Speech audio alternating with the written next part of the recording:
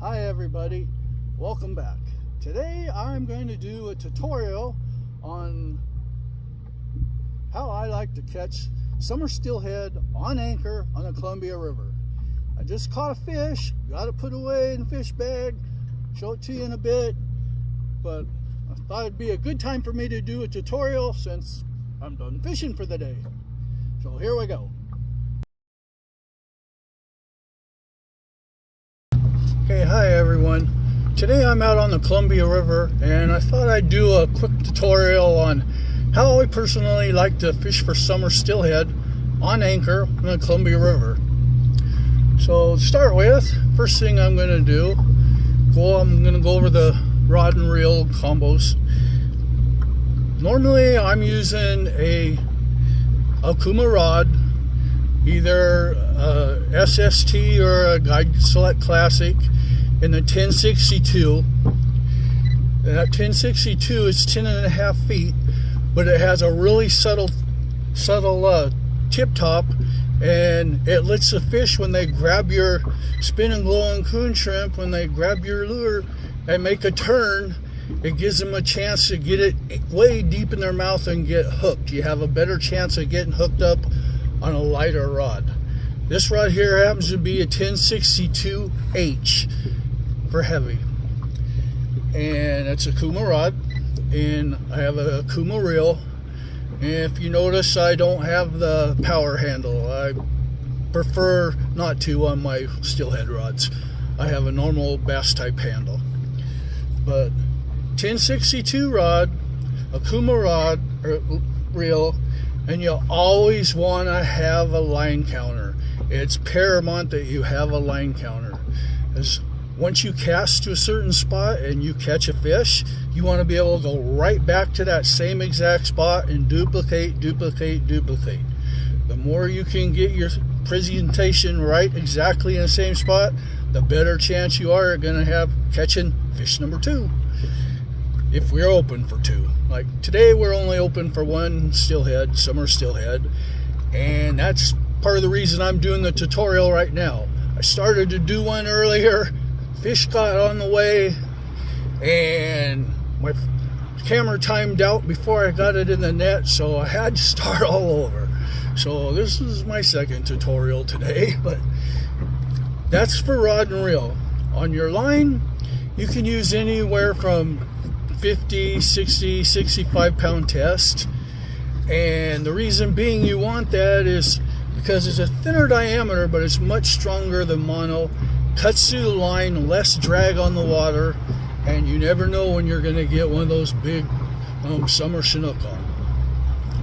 Okay, that's your reel and your rod. Now getting down to the business end here, first thing I do is put a rubber bead on there. It comes from Fishfield. They're called Hucky Puckies. But that's what they're called, and it's a rubber bead. I'd much rather have they're soft. I'd much rather have a soft rubber bead up there so that I don't reel my gear up through my top eye and break the ceramic. But I'd rather have the soft one than a hard bead, just for that much more insurance. Okay, after I have a bead, I have what most people call crappie spreaders. And this one turns 360 non-stop, and you tie your main line directly to the top of the spreader, and then off the bottom of the spreader, goes like this.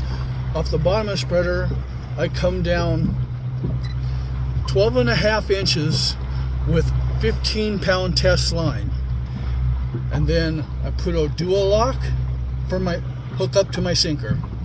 The reason I only using 15-pound test, I'd much rather lose a $2.49 sinker than a $4 spreader and another $3 in hooks and spinning glows. I'd just soon lose that sinker and be done with it. Tie another dropper on, another dual lock, and get back to work. So that's pretty much a setup for down to the sinker. And then off this arm that goes off the side, I tie a 42-inch leader, and that's at a 25 or 30 pound test, whichever I happen to have on hand the day. But I take the leader, 25, 30 pound, and I tie 2 mooching hooks. These are size 2. Normally at the beginning of the run when we have the smaller fish, I'll use size 1 hooks.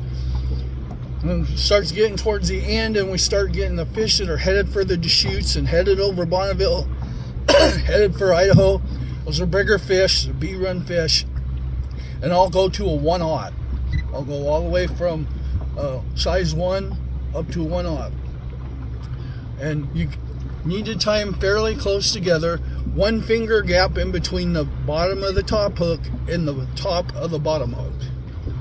And then 2 5mm beads, and slide down a spinning globe of your choice. There's a endless number of colors that you can use. This just happens to be one of my favorite ones, which is watermelon with moon glow wings. And then, like I said, 42, 43 inches tied to your spreader bar. And that's pretty much it for your setup. So now I'll show you how you bait your hook. There's a number of different ways to bait your hook. I'll show you the 2 main ones that I use.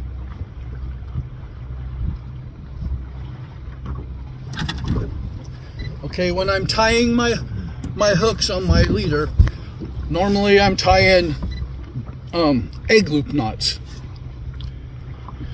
So I'm going to pull out my egg loop on the top hook.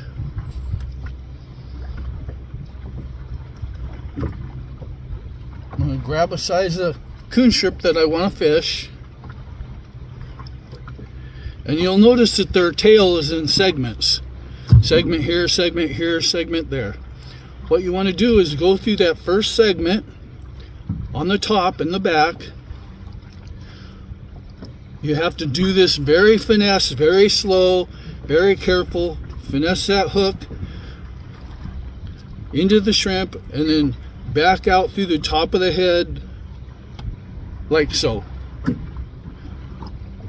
Okay, then you open up the bait loop, pull it around the tail, open up the tail, and then you open up the tail and put your line between the little swimmers in their tail. Put your line in between there and then snug it down. Now don't go tighter, you'll cut your shrimp right in half. You just want it snug, and that's it. And then just let your bottom hook hang. Some guys prefer to put it in. I prefer to let it hang, because you never know when you get a fish on the outside of the cheek and that hook goes through the outside of the cheek, it ain't coming out. So that works better for me anyway. Okay, now I've gone over rigging and baiting the hook. Now we'll go over casting. Casting is kind of like an underhand lob. So reel your setup all the way up to the top bead. Zero out your line counter. And kind of do a lobbing underhand cast. Let it hit to the bottom. Close your reel and stick it in the hole. Reel up your slack and you're fishing. Okay, that takes care of baiting and casting and rigging. Now you need to go over something really important. It doesn't matter if you have the best, most expensive rod, the most expensive reel, 80-pound test line, and the coolest, hottest lure on the market. None of that matters if you're not in the right place at the right time fishing for the fish that are running through there when you want to catch them. So we'll go over a little bit on location. Now, you always want to look for a place. It's kind of like fishing a small tributary river. You want to look for a place where there's any kind of a funnel point, any obstacle the fish have to go around or skirt or go between. And where I'm sitting right here today, when I got my fish earlier, I chose this spot for a reason. Right straight below me, there's an island. The river splits and comes around both sides of the island. On the top end of the island, there's a row of pilings that goes all the way across about 100 yards on both sides of the tip of that island, on the upstream side. So as the fish come around that island, when they've decided down at the other end of the island which side of the island they're going to go up and around, it doesn't matter, because once they get to the top of the island, they're all funneled either over to one side or straight out in the middle of the river. So I'm on the one side where they get funneled to. And right directly below me, I have 4 or 5 rows of pilings, big rocks, and I'm going to pick up my camera and show y'all. Hopefully you can see this. There's a whole bunch of pilings below me. They have to come out and around, and then I have a point right below me. They have to come out and around that, and then there's a place for them to rest right here. There's a little bit of a cove, no place to rest, and as you see, I'm right next to the shore, but I may be right next to the shore, but look, I'm in 17 feet of water, and I'm casting over towards the shore in about 8-9 feet of water. I hope you can see my fish finder on my camera. I don't know. But that's how I'm doing it. I'm using the obstacles, a funnel point, a point, and a shelf right next to me. Now, I'm using everything I can possibly come up with to find my location as to where I want to fish. And last but not least, I'm going to talk about tides. Up here on the river, I'm fishing above Cathlamet and below Longview. Up here, the tides, you kind of want to be on the river, getting set up, ready to go, hooks baited, 1 hour before it starts the outgoing tide. You look at your tide book, it'll tell you what time the outgoing tide is. You want to be there 1 hour before at least. Sometimes that's the golden hour. Sometimes all it is the first 2 hours of daylight. When you can get a first 2 hours of daylight and the beginning of an outgoing tide when you're fishing on anchor, you're in gold. You're in golden times. So you want to hit that river about an hour before the outgoing tide and start fishing. Now, your best times of the day to catch a fish is that first 2 hours, and then when you come down to the end of the tide, whatever your tide book says for the end of the tide, you want to hang, at least down here in this lower Columbia, you want to hang out and keep on fishing at least an hour, if not 2, past whatever time it says for the low tide in the tide book.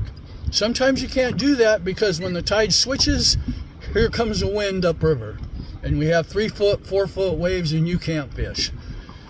Or sometimes when you'll have a whole bunch of ships want to come up and follow that tide, incoming tide, up and head up to Longview to the ports, or head to Portland, or up by the Willamette, and it just makes it a pain in the butt to keep on fishing. So we went over rigging, we went over putting the bait on the hooks, went over casting, went on over on location, and following the tides. Now, the best thing I can tell you is Summer Steelhead is not always the greatest biters in the world. So you have to pick that location and know it well. Just pick you about a mile and a half of river, learn every inch of it, get out there and fish as often and as long as you can until you learn where those spots are, where the fish is going to bite here, 20 yards up here, it's not going to bite. And that's just the way it is. You have to find those spots. And I suggest you learn how to use your electronics. Check. And when you get a fish, make sure you mark it on your waypoints. And above all, trust your electronics. Your electronics are not going to tell you a big fish story. You're not going to have something coming off a bar stool. Whatever your electronics is telling you, that's what it is. So that's it for today's tutorial. Get on out there and catch you some fish.